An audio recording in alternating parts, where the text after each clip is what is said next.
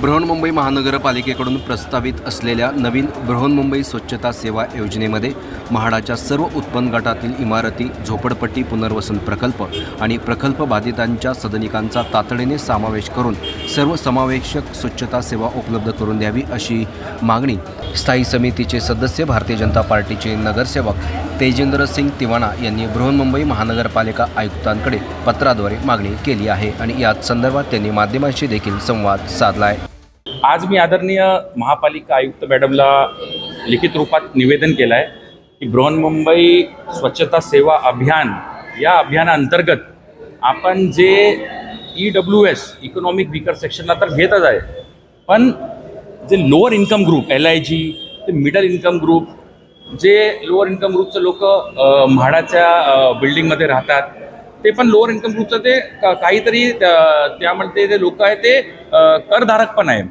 पण त्यांचा पण अधिकार आहे, मूल अधिकार आहे हायजीनचा, सॅनिटेशनचा, हे त्यांचा मूल अधिकार आहे, तर त्यांना पण इक्वली समावेश करून घ्या असं निवेदन मी आदरणीय आयुक्त मॅडमला केलं आहे। आणि SRAचे जे आमचे बिल्डिंग्स असतात मुंबईवर आणि PAP प्रकल्प आहे त्याच्यामध्ये पण ह्या स्कीमचा समावेश करा असं निवेदन मी आदरणीय आयुक्त मॅडमला केलं आहे आज। नाही, मी पण परत उद्या स्टँडिंग कमिटीमध्ये पण प्रयत्न करून हा विषय घेणार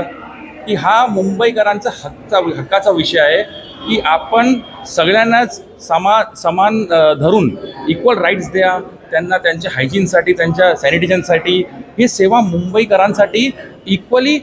डिस्ट्रीब्यूट करून जे लोअर इन्कम ग्रुप आहे, मिडल इन्कम ग्रुप आहे त्यांना पण द्या अशी माझी मागणी आहे। आणि हे आजची वास्तुस्थिती आहे की लोकांना गरज आहे ह्या सेवाची आणि फक्त हे जे क्लीन मुंबईचा ते नारा आहे हे फक्त नामाकरता नाही पण लोकांची सेवा करता आपण करू, त्यासाठी हा विषय मी घेतला आहे। यासारख्या अन्य बातम्या बघण्यासाठी तुम्ही आमच्या चॅनलला लाईक करा, शेअर करा, सबस्क्राईब करा। धन्यवाद।